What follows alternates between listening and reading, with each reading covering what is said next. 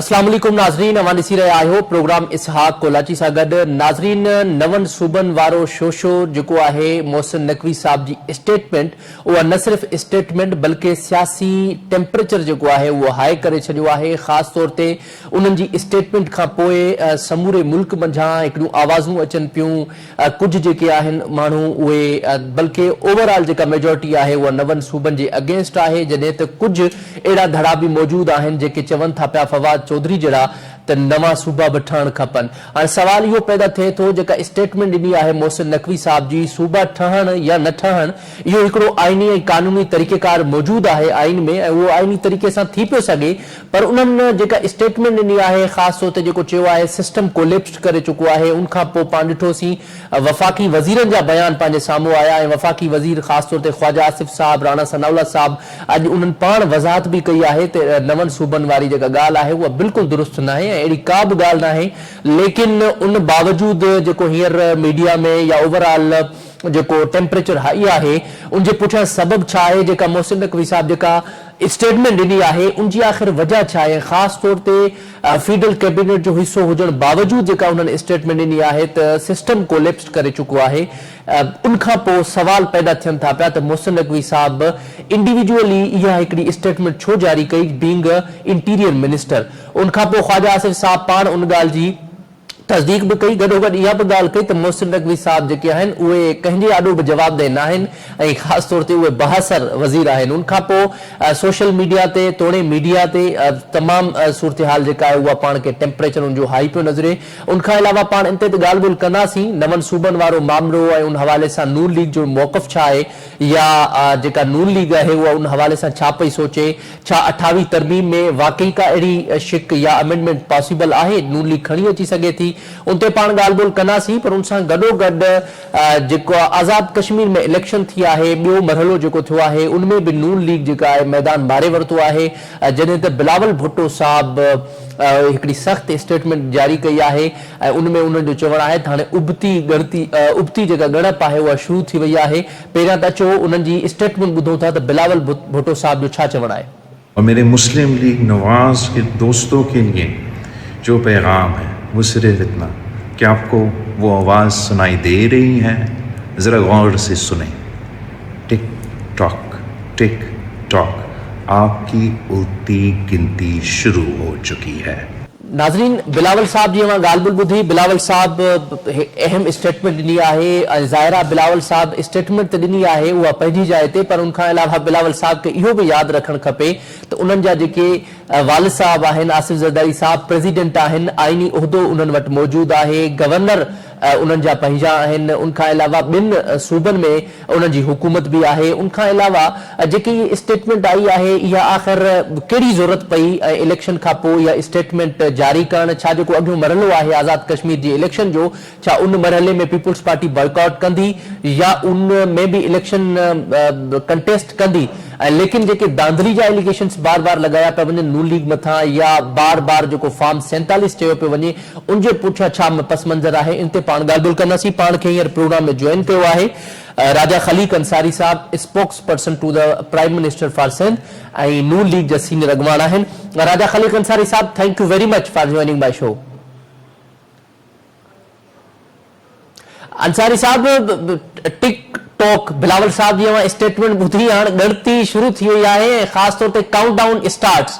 What do you think that अगर जेकॾहिं बिलावल साहब हींअर इहा स्टेटमेंट एॾी वॾी ॾिनी आहे ऐं तव्हांजी हुकूमत जे ख़िलाफ़ ख़ासि तौर ते चयो आहे त काउंट डाउन स्टार्ट थी चुको आहे, अव्हां खे को ख़तरो महसूस थिए पियो बिलावल साहब जी इन स्टेटमेंट मां या बिलावल साहब जी इन काउंट डाउन मां? मां सम्झां थो त बिलावल साहब क़ौम खे, मुस्लिम लीग नून खे, असां सभिनी माण्हुनि खे इहो चयो आहे त मुंहिंजा टिकटॉक ॾिसंदा कयो। कोई टिकटॉक अॼुकल्ह ॾिसे कोन पियो, शायदि व्यूअरशिप तमामु घटि हुई टिकटॉक ते, इन करे उन्हनि यादि ॾियारायो आहे त इहो ॿुधो टिकटॉक मतिलबु टिकटॉक ॾिसो मुंहिंजा। बाक़ी गिनती या ॻणप उबती सुबती इहे थींदियूं रहंदियूं आहिनि। लाज़मी ॻाल्हि आहे, इलेक्शन आहे, इलेक्शन हर पार्टी जो सरबराह इहो चाहींदो आहे त मां पंहिंजे पार्टी खे अॻिते खणी हलां, मां पंहिंजी इलेक्शन कैंपेन भरपूर कयां ऐं मुंहिंजा जेके चाहींदड़ आहिनि उहे जेको ॿुधणु चाहिनि था मां उहो ई ॻाल्हायां। 10 तारीख़ ताईं इहो सभु कुझु शायदि हुते मौजूदु आहिनि, इलेक्शन कैंपेन में आहिनि, उन्हनि जूं बि जज़्बाती तक़रीरूं आहिनि, असांजे कुझु मिनिस्टर्स जूं बि जज़्बाती तक़रीरूं आहिनि। मां इहो सम्झां थो बीइंग अ पॉलिटिकल स्टूडेंट ऐं इन पूरे सिस्टम में जेतिरो असां ॾिठो आहे त असां सभु गॾु आहियूं ऐं जमहूरियत जी बका ख़ातिर, हिन सिस्टम खे हलाइण ख़ातिर पाकिस्तान पीपल्स पार्टी, मुस्लिम लीग नून जूं हिकिड़ी तारीख़ आहे, कुर्बानियूं आहिनि। असां वफ़ाक़ी हुकूमत में गॾु आहियूं, वज़ीर आज़म असांजो आहे, सदर पाकिस्तान पीपल्स पार्टी जो आहे, मिनिस्टर्स असांजा आहिनि, स्पीकर्स ऐं सेनेटर्स, चेयरमैन सेनेट, इहे सभु पीपल्स पार्टी जा आहिनि। त गॾियल ई आहे तक़रीबन पावर शेयरिंग त कयूं पिया वेठा। त मां सम्झां पियो त 10 तारीख़ ताईं सब्र करणु घुरिजे। 10 खां पोइ वरी असां टीवी स्क्रीन्स ते ई ज़बरदस्त फुटेजिस ॾिसंदासीं जंहिंमें पीपल्स पार्टी जी क़यादत, नून लीग जी क़यादत, बगलगीर बि हूंदी ऐं मुस्कुराहटनि जो तबादलो बि थींदो ऐं सभु बहितर थींदो इंशाअल्लाह। अंसारी साहब, मुस्कुराहटनि जो तबादलो त थिए हा, पर विच में हाणे जेका मोहसिन नकवी साहब स्टेटमेंट ॾिनी आहे उनखां पोइ वरी असां ॾिसूं था पिया समूरे कैबिनेट में जाम मायूसी असांखे नज़र पई अचे। ख्वाजा आसिफ साहब जो बयान बि पाण ॾिठोसीं, राणा सनाउल्ला साहब बि अॼु तरदीद करे चुका आहिनि इन मामले जी, ऐं ख़ासि तौर ते ख्वाजा साहब जो इहो बि चवणु आहे त जेको मोहसिन नकवी साहब आहे उहो वज़ीर आज़म आॾो बि जवाबदेह न आहे ऐं हू हिकु ॿिनि इजलास में शरीक थियो आहे। अवां छा पिया सम्झो, मोहसिन नकवी साहब इंटीरियर मिनिस्टर भी आहे, सेनेटर भी आहे, पीसीबी जो चेयरमैन भी आहे, एशियन क्रिकेट काउंसिल जो चेयरमैन भी आहे, उन बावजूद अहिड़ी स्टेटमेंट ॾियण ऐं सिस्टम खे कोलैप्स चवण, इन जे पुठियां को वॾी वजह आहे या छा आहे? बेसिकली बुनियादी तौर ते उन्हनि खे ज़रूरत कहिड़ी पई सिस्टम में रही करे अहिड़े क़िस्म जी स्टेटमेंट ॾियण जी? न ॾिसो, हर शइ खे मां सम्झां थो उन जे कॉन्टेक्स्ट में ॾिसण जी ज़रूरत आहे। जेका ॻाल्हि मोहसिन नकवी साहब कई आहे उहा उन पंहिंजी ज़ाती कैपेसिटी में कई आहे। माण्हू ॻाल्हाईंदा आहिनि, इंसानु आहे, दिमाग़ आहे, किथे वेहनि था, किथे का तकरीर कनि था, कॾहिं कॾहिं हू इंडिविजुअल कैपेसिटी में बि ॻाल्हाईंदा आहिनि ऐं उन्हनि हिकिड़ी राय ॾिनी।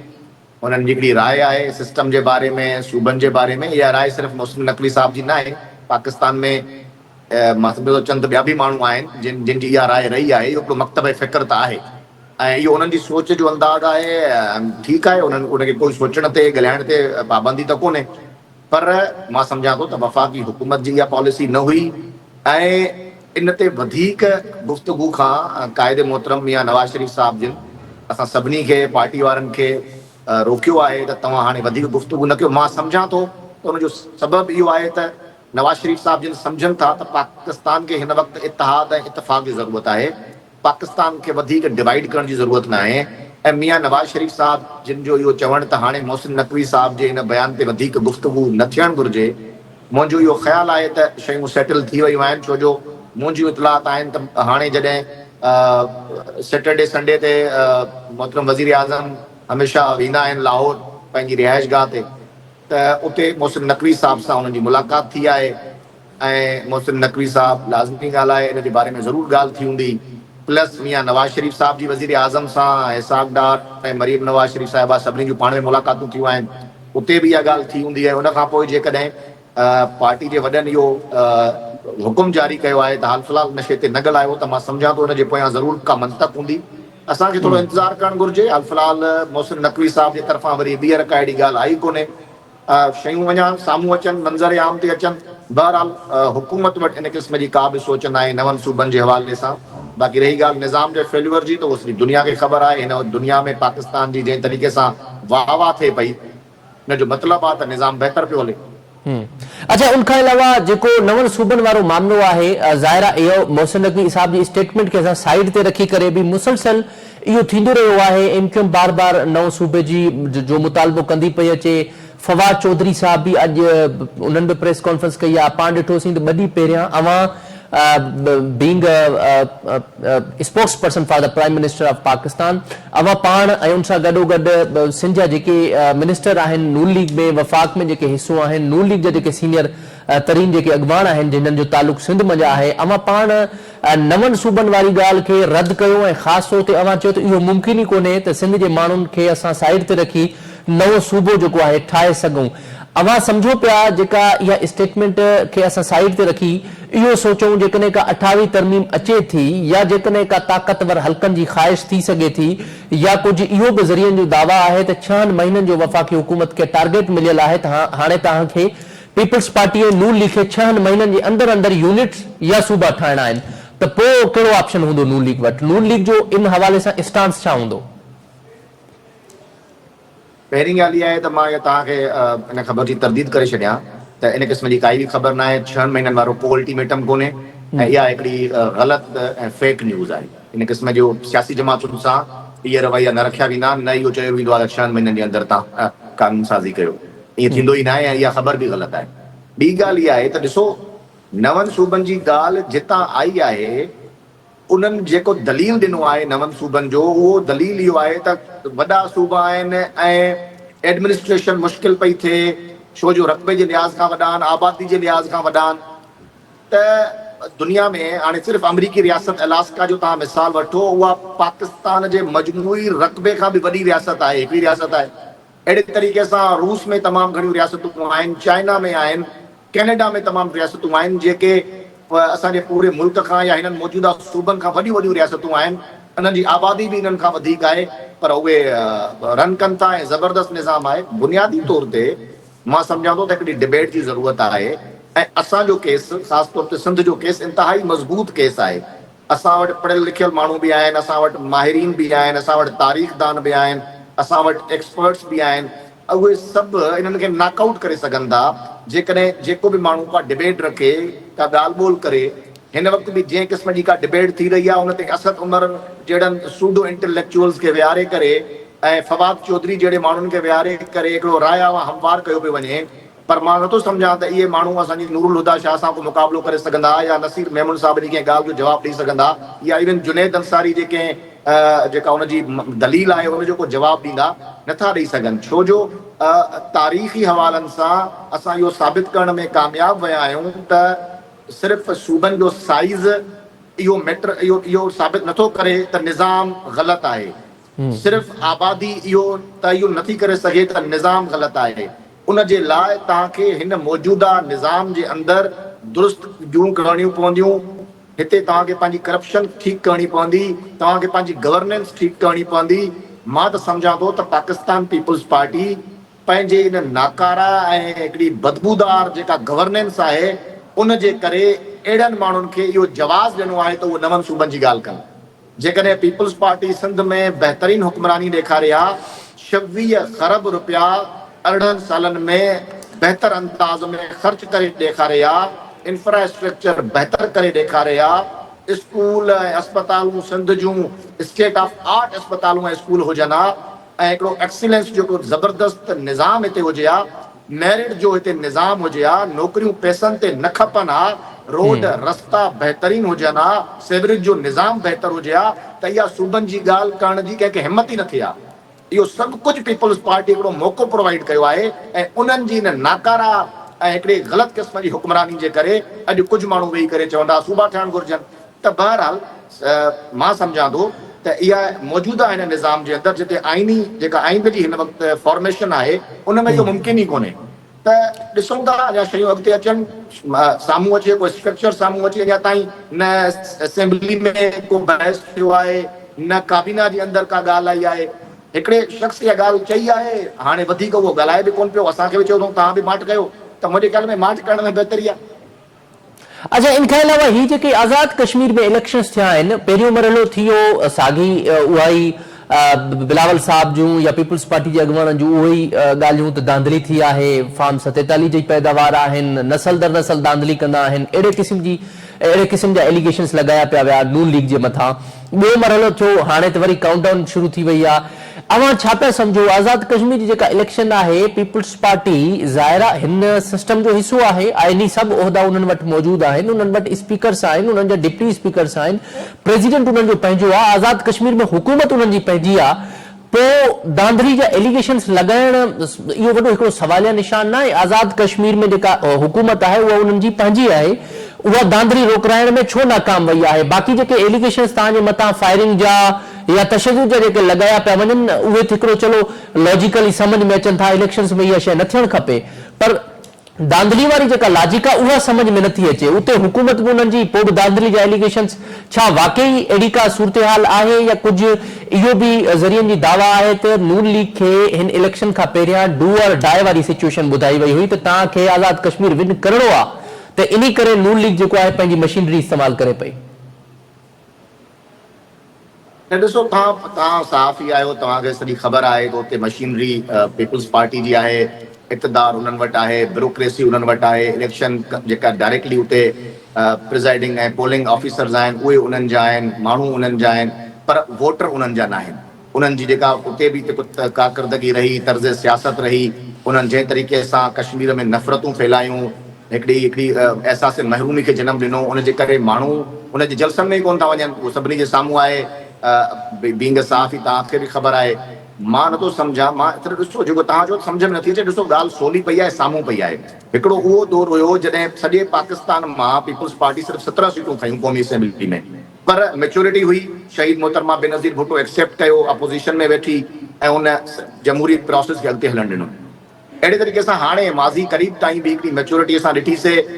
काई बि सिंगल पार्टी कोन पई ठाहे सघे, जॾहिं हुकूमत त पीपल्स पार्टी हुन में सुठो रोल इख्तियार कयो, मेच्योर रोल इख्तियार कयो ऐं जमहूरियत खे अॻिते वठी अचण जे लाइ मुस्लिम लीग नून सां मिली करे उन्हनि सॼियूं शयूं अॻिते हलायूं ऐं जमहूरियत खे हिकिड़ी बका ॾिनी। ऐं हिन वक़्तु नौजवान आहे बिलावल साहब, ऐं जीअं हू टिकटॉक क़िस्म जूं वीडियो बि ठाहे पियो, त मां सम्झां थो त पाकिस्तान तहरीक इंसाफ़ जी जेका तर्ज़ सियासत आहे उनखां मुतासिर थी वियो आहे। त हाणे किथे बि वञिणो न आहे, हाणे हिकिड़ी सीट बि हाराईसीं त दांधली जो शोर करणो आहे। हाणे कुझु बि थी वञे, बसि पैरवी करणी आहे इमरान ख़ान जी, त न करणु घुरिजे। संदन वालिदा ऐं प्लस संदन नानो तमामु वॾो सियासतदान रहियो आहे, उनजी पैरवी कनि, थोरो पॉलिटिकल मेच्योरिटी जो मुज़ाहिरो कनि, बजाए हिन जे इमरान ख़ान जी पैरवी कनि। पॉपुलर टेस्ट मां सम्झां, ॾिसो न, हिकिड़ी मक़बूलियत वारी सियासत आहे, थोरो मज़ो आहे, चार्म आहे, त नौजवान आहे थोरो उन तरफ़ माइल आहे। लाज़मी ॻाल्हि आहे, हर वक़्तु मोबाइल हथ में अथसि, ॾिसे थो, टिकटॉक्स बि ॾिसे थो, त हुनजो असरु थी सघे थो, बाक़ी ॿी काई बि ॻाल्हि न आहे। ठीक है, वॾी महिरबानी राजा खलीक अंसारी साहब, प्रोग्राम में असांखे टाइम ॾियण जे लाइ। नाज़रीन, अवां ॻाल्हि ॿोल ॿुधी, राजा खलीक अंसारी साहब पाण सां गॾु प्रोग्राम में मौजूद हुआ। पाण ॻाल्हि ॿोल कईसूं उन हवाले सां नून लीग जो मौक़िफ़ ऐं नून लीग जो जेको नैरेटिव आहे 9 सूबनि वारे मामले ते, उहो बि पाण मालूम कयोसीं। ज़ाहिर आहे हिकिड़ो क्लियर थी वियो त नून लीग उन हवाले सां ज़ाहिर तरदीद कंदा रहिया आहिनि। राणा सनाउल्लाह साहब अॼु उन्हनि जी ॻाल्हि जी तरदीद कई आहे त 9 सूबनि वारी का बि अहिड़ी ॻाल्हि न आहे। ऐं राजा खलीक अंसारी साहब जो त तालुक़ बि सिंध खां आहे। ज़ाहिर आहे हू सिंध में रही करे सिंध जी जेको आहे विरहाङे जी कीअं था ॻाल्हि करे सघनि थो, इहो त पॉसिबल न आहे। ॻाल्हि ॿोल खे जारी रखंदासीं। हिते वठंदो शॉर्ट ब्रेक, स्टे विथ अस।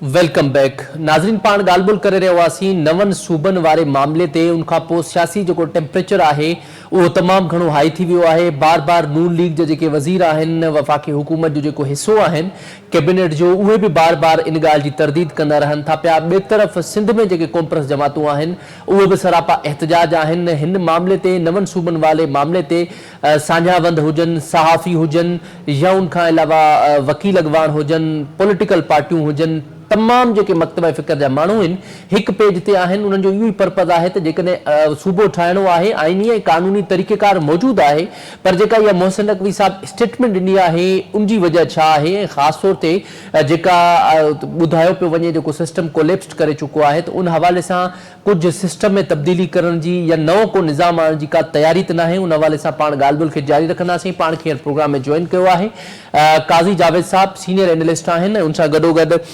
कानूनदान बि आहिनि, उन्हनि सां पाण ॻाल्हि ॿोल कंदासीं। काज़ी जावेद साहब, वॾी महिरबानी प्रोग्राम में टाइम ॾियण जे लाइ। काज़ी जावेद साहब, कीअं पिया ॾिसो सूरत हाल खे? मोहसिन नक़वी साहब जी अचानक जेका आहे उहा स्टेटमेंट वायरल थी आहे। उन स्टेटमेंट में उन्हनि चयो आहे त सिस्टम जेको आहे उहो कोलेप्स करे चुको आहे।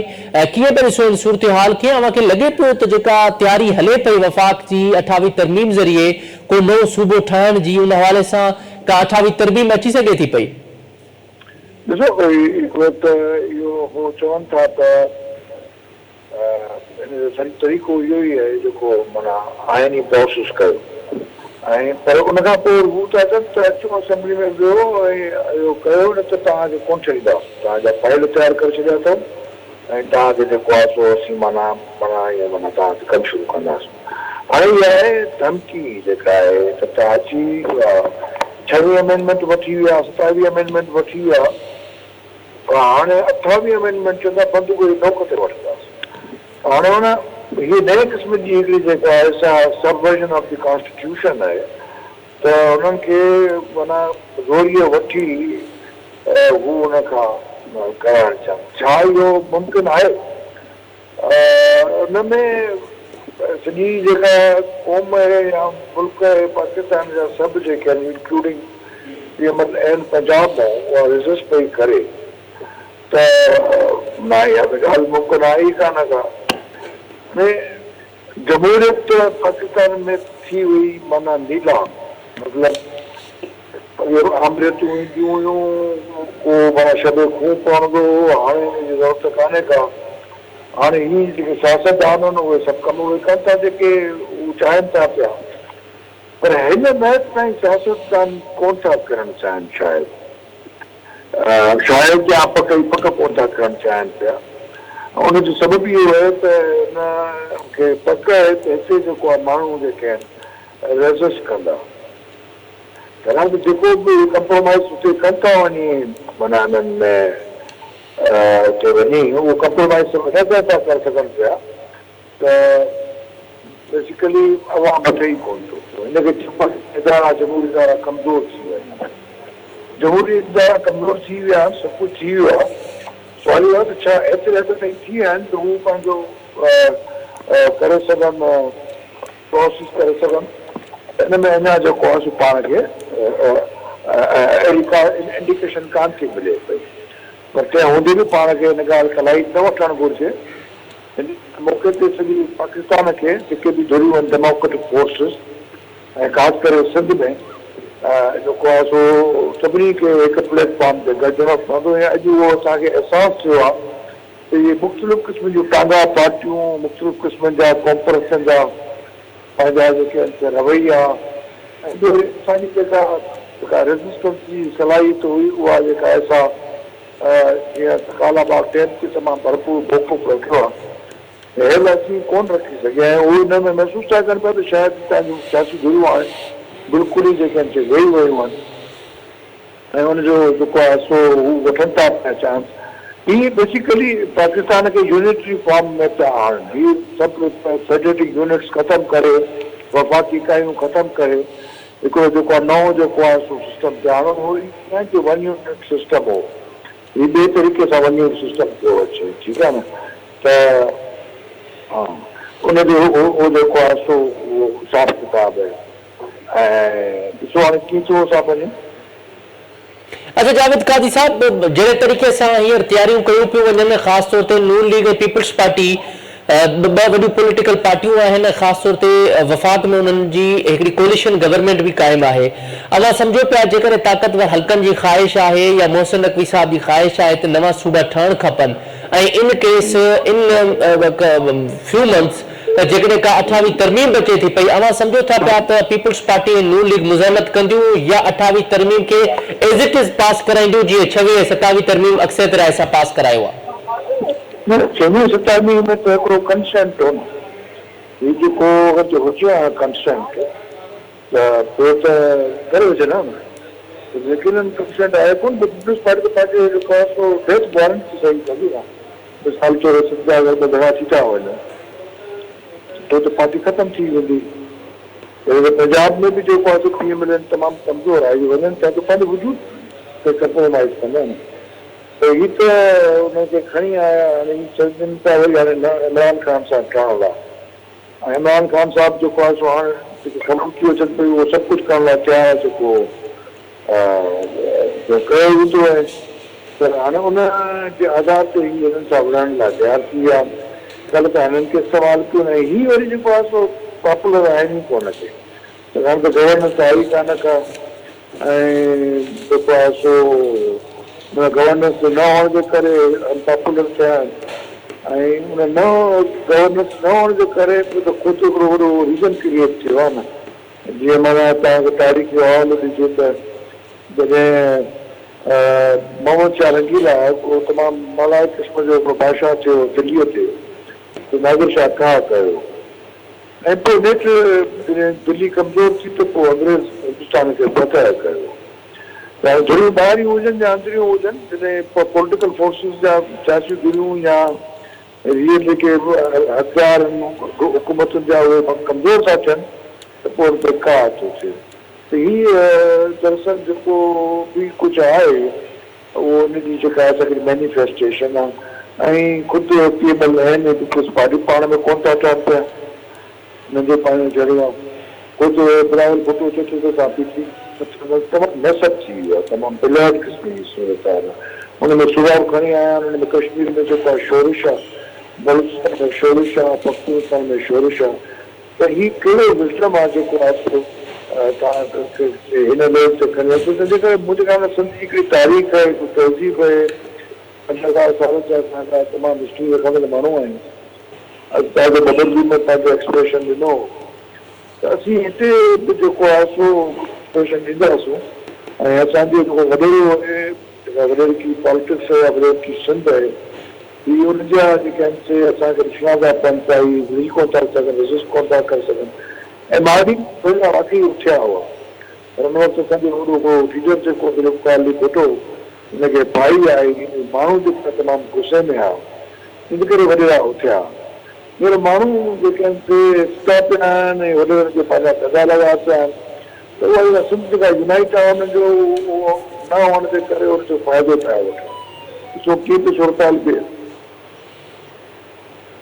अच्छा आखिर में लास्ट क्वेश्चन आखिर में शॉर्ट कंक्लूडिंग रिमार्क्स में इहो ॿुधाइजो हिकु तरफ़ ज़ाहिर हिकिड़ो आइन तरीक़ेकार मौजूदु आहे नवां सूबा ठाहिण जो ऐं उहो आइन में सभु कुझु मौजूदु आहे उन बावजूदि मोहसिन नक़वी साहब वफ़ाक़ जो हिसो हूंदे कैबिनेट जो हिसो हूंदे बीइंग इंटीरियर मिनिस्टर अहिड़े क़िस्म जी स्टेटमेंट आख़िर ॾिनी छो वफ़ाक़ी हुकूमत मां ताक़तवर हल्का नाराज़ आहिनि या वफ़ाक़ मां नाराज़ आहिनि ऐं या पार्लियामेंट्री सिस्टम मां नाराज़ आहिनि मोहसिन नक़वी पाकिस्तान जो डिफेक्टिव प्राइम मिनिस्टर आहे ऐं जेको शहबाज शरीफ़ आहे उनखे संदनि मशकरो करे छॾियो आहे उनजी का ब्रेक न आहे तोप ॿुधण वारो कोन्हे को मोहसिन नक़वी त काबीना में ईंदो ई कोन्हे को मोहसिन नक़वी जेको आहे सो किथे सबमिट थो करे किथां वठे थो सभु उहो तव्हांखे सभिनी खे ख़बर आहे किथां थो वठे थो त उनजे करे जसल वाउदा खे त कुझु वधाई था पाण इंट्रोड्यूस थियो कल्ह ताईं थी थियो मोहसिन नक़वी तव्हांजो वधाई था वधो पुठो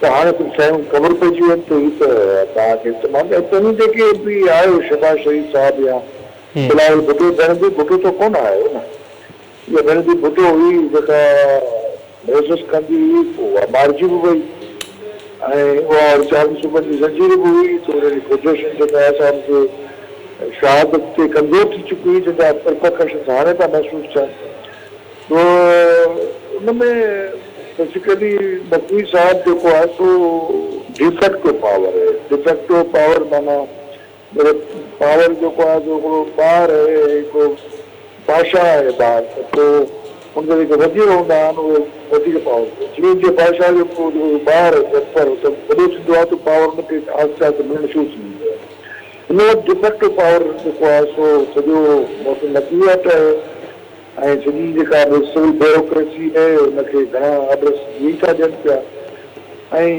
ॿियो बि घणेई जेके आहिनि सिस्टम पिया हलनि तंहिंजे करे गवर्नमेंट जेका आहे उहा हिकिड़ी नाले मात्र आहे पोइ हुनजा कम बम थियनि था पिया रियल पावर वटि आहे इहो तव्हांजे साम्हूं ठीक है वरी मेहरबानी जावेद काद साहब प्रोग्राम में असांखे टाइम ॾियण जे लाइ नाज़रीन मां ॻाल्हि ॿोल ॿुधी पाण सां गॾु प्रोग्राम में जावेद काद साहब मौजूदु हुआ ऐं तफ़सीलन तौर ते पाण ॻाल्हि ॿोल कईसूं ख़ासि तौर ते जेको नवनि सूबनि जो मामिलो आहे ऐं उनखां अलावा